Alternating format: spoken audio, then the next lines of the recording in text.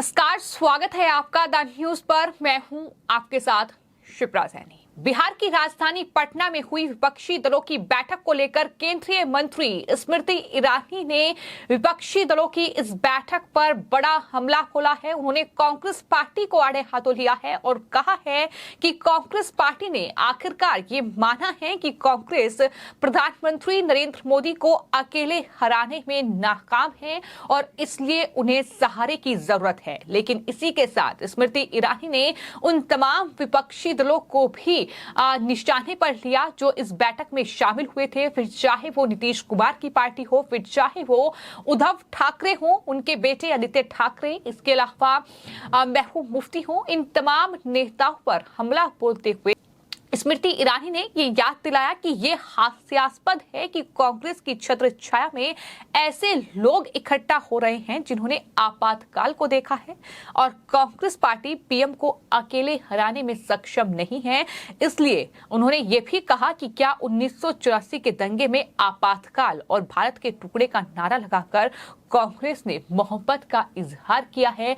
क्या कुछ इस पूरे विपक्षी दलों की बैठक को लेकर केंद्रीय मंत्री स्मृति ईरानी की ओर से कहा गया है, सुनिए। प्रधानमंत्री मोदी की अमेरिका के दौरे के दौरान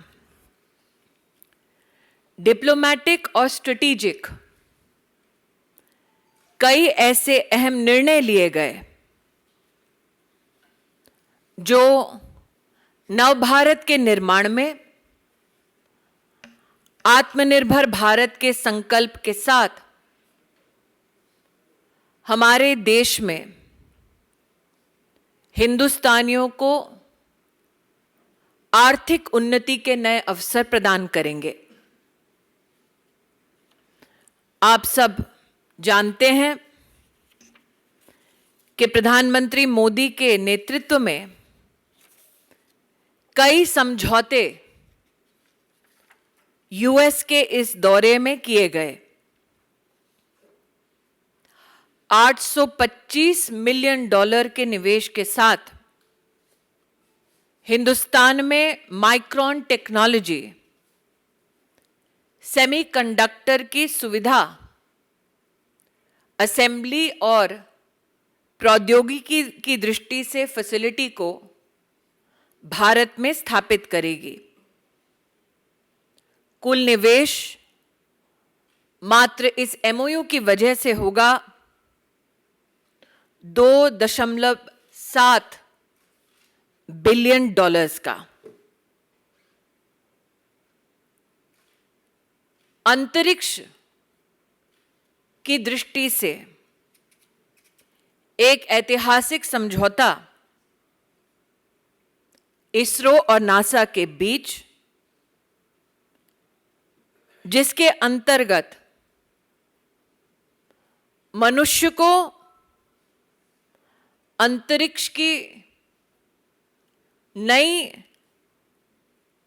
ऊंचाइयों से अवगत कराने का ये कोऑपरेशन, ये समझौता साल 2023 के अंत तक अलंकृत किया जाएगा। आप सब जानते हैं प्रधानमंत्री मोदी जी ने क्वांटम कंप्यूटिंग की दृष्टि से भारत सरकार के सौजन्य से एक विशिष्ट योजना को साकार किया है। उसी पथ पर चलते हुए हिंदुस्तान और अमेरिका का क्वांटम कोऑर्डिनेशन मैकेनिज्म हमारे देश में शैक्षिक संस्थान और हमारे देश के उद्योग को और भी सशक्त करने में अपना योगदान दे पाएंगे। वर्षों से हिंदुस्तान में ये चर्चा रही कि हम जेट इंजन्स के निर्माण में आत्मनिर्भर बने। आत्मनिर्भरता के इसी संकल्प के साथ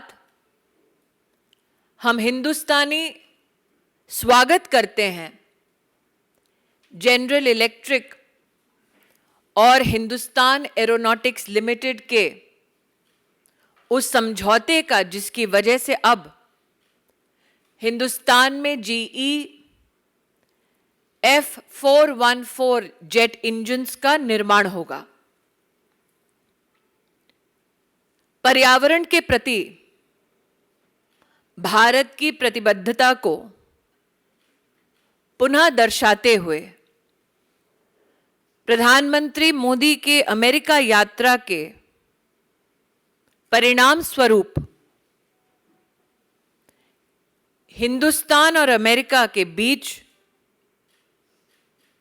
नई और इमर्जिंग तकनीक जो रिन्यूएबल एनर्जी से संबंध रखता है, इसका एक महत्वपूर्ण प्लेटफॉर्म लॉन्च हो पाया। इंडस एक्स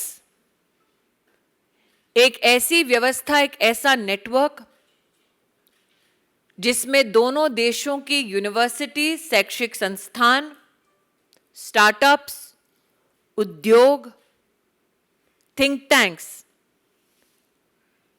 रक्षा क्षेत्र में नई प्रौद्योगिकी के संचार के लिए और मात्र चिंतन ही नहीं बल्कि उद्योगों के बीच में समन्वय के माध्यम से प्रोडक्शन पे भी तवज्जो देने वाली इंडेक्स एक्स का लॉन्च दोनों देशों के लिए लाभदायी है। मिनरल सिक्योरिटी पार्टनरशिप में हिंदुस्तान का जुड़ना ऊर्जा क्षेत्र में हमारी विशिष्ट चुनौतियों को समाधान तक पहुंचाने का एक अभिनव प्रयास है। प्रधानमंत्री मोदी ने यूएस कांग्रेस में वंदे मातरम भारत मां के जयघोष के मध्य में कहा कि ये युग युद्ध का नहीं, वार्ता का है, संवाद का है। और उनकी संवाद शैली का ही ये प्रभाव है कि अमेरिकी उनके इस दौरे में भारतीय उद्योग, भारतीय शिक्षा और भारत के आत्मनिर्भरता के संकल्प को नई उड़ान मिली है। भारतीय जनता पार्टी के सभी कार्यकर्ता प्रधानमंत्री मोदी को उनके नेतृत्व के लिए और सफल संवाद के लिए अभिनंदन देते हैं, बधाई देते हैं। Madam, that you posed the question to a lady whose surname is Irani. I think that those who are flummoxed by the strategic achievements of the Prime Minister's visit seek to denounce a democracy wherein 20 political parties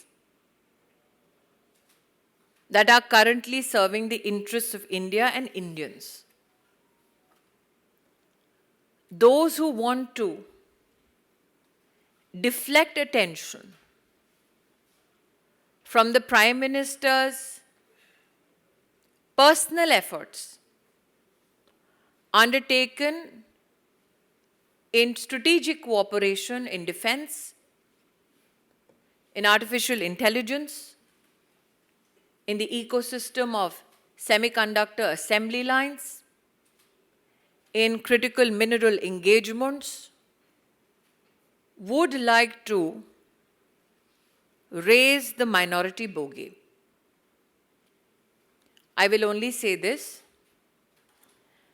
as the general elections come closer, such political gaslighting is expected. What I am grateful for is the Prime Minister's steadfast focus on issues that are critical to Indian economy. ये हास्यास्पद है कि आज कांग्रेस की छत्र छाया में कुछ ऐसे नेता एकत्रित होंगे जिन्होंने आपातकाल के समय में लोकतंत्र की हत्या का नजारा स्वयं देखा। यह हास्यास्पद है कि एकजुट होंगे वो लोग जो राष्ट्र को ये संकेत देना चाहते हैं कि उनकी स्वयं की क्षमता मोदी जी के सामने विफल है। मैं विशेषतः कांग्रेस पार्टी का आभार व्यक्त करती हूं कि उन्होंने सार्वजनिक तौर पर यह घोषित कर दिया कि कांग्रेस नरेंद्र मोदी को हराने में अकेले नाकाम है। क्या 84 के दंगों के माध्यम से गांधी खानदान ने मोहब्बत का इजहार किया था?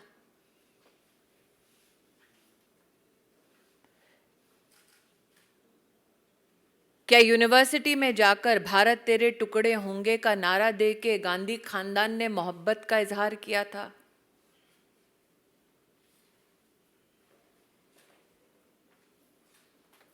क्या देश में आपातकाल लगा के मीसा में निर्दोष हिंदुस्तानियों को जेल में डालकर आपातकाल के वक्त निर्दोष औरतों का बलात्कार करवाकर गांधी खानदान ने मोहब्बत का इजहार किया था?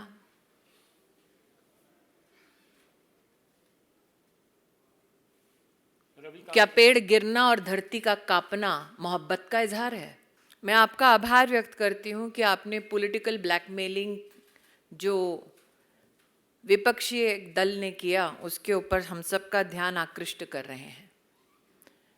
जनता अपने आप इस बात से सचेत हो रही है कि जो विकास के संकल्प के साथ एकजुट ना हो पाए वो ब्लैकमेल का रास्ता इख्तियार कर रहे हैं। जो विकास का संकल्प लेकर एकजुट ना हो पाए वो आपातकाल की छत्रछाया में एकजुट हो रहे हैं। एक नेता घर से निकलते कह रहा है कि पता नहीं वहां क्या होगा, दूसरा नेता कह रहा है जो होगा देखा जाएगा, तीसरा नेता कह रहा है मेरा नहीं देखोगे तो कुछ नहीं देखा। देखिए, the power has moved from the palace to the people.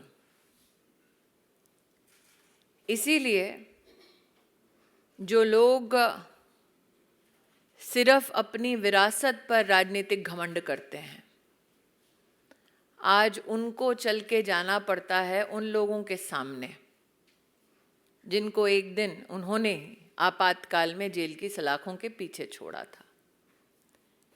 लेकिन गए भी तो कहाँ गए? जो लोग एक पुल नहीं बना सकते वो डेमोक्रेटिक ब्रिज क्या खाक बना पाएंगे? 15 standing ovations, over 100 applauses for the Prime Minister's speech in the US Congress. This was not only the hallmark of the Prime Minister's visit to the United States of America, but what is unprecedented is the Indo-US partnership in many critical areas which will help serve a better future for the Indian populace. Ladies and gentlemen of the media, Prime Minister's visit to the United States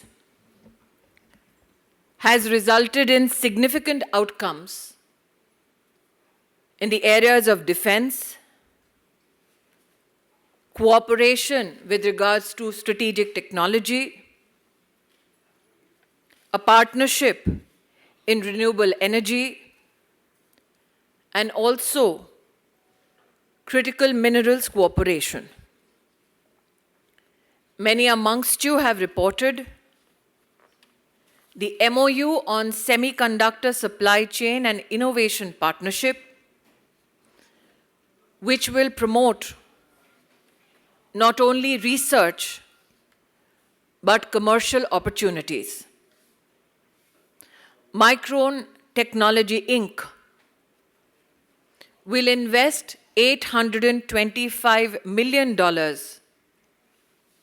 to build a new semiconductor assembly and test facility in India with the support of Indian government.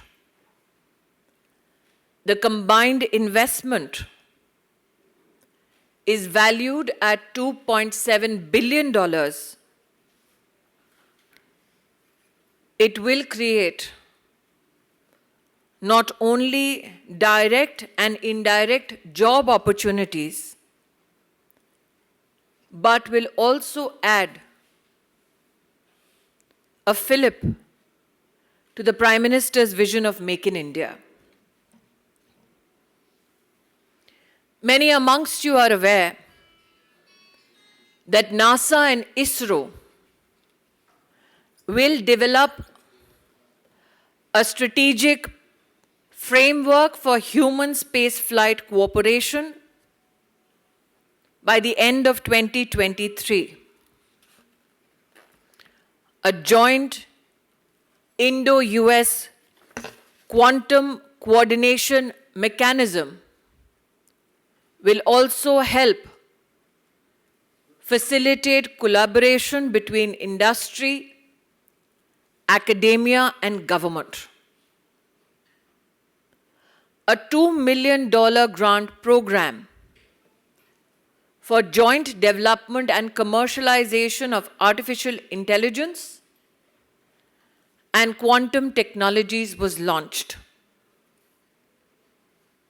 Some of you are aware that an MOU between General Electric and Hindustan Aeronautics Limited for the manufacture of GEF 414 jet engines in India is an MOU which is being hailed across the country. IndusX, India-US Defense Acceleration Ecosystem, was launched. It is a network of universities, startups, industry, and think tanks which will facilitate joint defense technology innovation and help co-produce advanced defense technology between industries of India and the United States of America. A pro-planet Prime Minister has helped actualize India-US New and Emerging Renewable Energy Technologies Action Platform.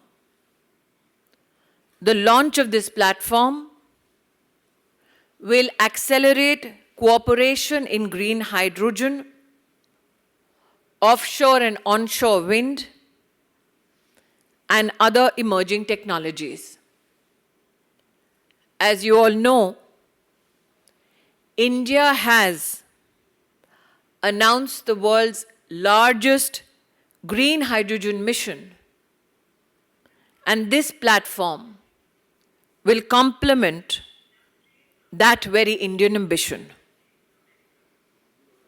India now has become the newest partner in the Mineral Security Partnership, which will help accelerate development of diverse and sustainable critical energy mineral supply chains.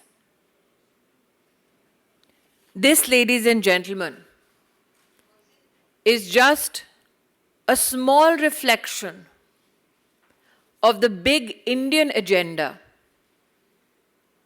that was serviced by the Pradhan Sevak during his US visit. As the Prime Minister said, this is the era of dialogue and diplomacy. That the oldest democracy, through dialogue and diplomacy, has yet again delivered for the people of India, I think is best enunciated in the partnerships that I have just reflected on. तो सुना आपने विपक्षी दलों की ये बैठक जो कि बिहार की राजधानी पटना में हुई, लेकिन बीजेपी लगातार हमलावर है। बीजेपी की ओर से ये कहा जा रहा है कि दरअसल इस पूरे जो बैठक चल रही है ये फोटो सेशन है, और इतना ही नहीं, स्मृति ईरानी ने तो यहां तक कहा कि विपक्ष गया भी तो कहां गया है, जो लोग एक पुल नहीं बना पाए वो लोकतंत्र का ब्रिज क्या खाक बना पाएंगे। यानी जिस तरीके से बिहार में ब्रिज जिस तरीके से टूटा है उसको लेकर स्मृति ईरानी ने बड़ा हमला नीतीश कुमार और उनकी सरकार पर बोला है। तो उन्होंने ये कहा है कि लोकतंत्र का ब्रिज क्या ये खाक बना पाएंगे। कांग्रेस अकेले पीएम को नहीं हरा सकती। आपातकाल में निर्दोष औरत के साथ जिस तरीके का दुर्व्यवहार हुआ, लेकिन आज वही गांधी परिवार मोहब्बत की बात कर रहा है। तो इस तरीके से केंद्रीय मंत्री स्मृति ईरानी ने बिहार की राजधानी पटना में हुई विपक्षी दलों की इस बैठक को लेकर इन तमाम 15 जो बीजेपी विरोधी के दल हैं जिनकी बैठक पटना में हुई है, इन पर हमला बोला है। और जाहिर तौर पर बीजेपी ये लगातार दावा कर रही है कि ये मात्र फोटो सेशन है, इसकी कामयाबी इन्हें नहीं मिल पाएगी, क्योंकि ये दिखाने की कोशिश है कि विपक्ष एकजुट है। लेकिन कल की बैठक से ही ये स्पष्ट हो चुका है कि विपक्ष एकजुट नहीं है, फिर चाहे वो केजरीवाल की नाराजगी का सामना करना हो या फिर स्टालिन का प्रेस कॉन्फ्रेंस छोड़कर चले जाना। ये तमाम चीजें दिखाती हैं कि विपक्ष एकजुट नहीं है, मात्र एक कोशिश है, जिसके जो कोशिश 2019 में भी की गई थी, लेकिन एक बार फिर से ये कोशिश की जा रही है। लेकिन कल हुई बैठक में ही ये स्पष्ट हो गया कि विपक्ष जो है वो बिखरा हुआ है, वो एकजुट नहीं है। और बीजेपी लगातार ये कह रही है कि ये जहां एक पुल नहीं बना पाए वो लोकतंत्र का ब्रिज आखिर कैसे बना पाएंगे। फिलहाल आपकी इस पूरे मामले पर क्या कुछ राय है, कमेंट बॉक्स में जरूर लिखें और चैनल को सब्सक्राइब करें। धन्यवाद।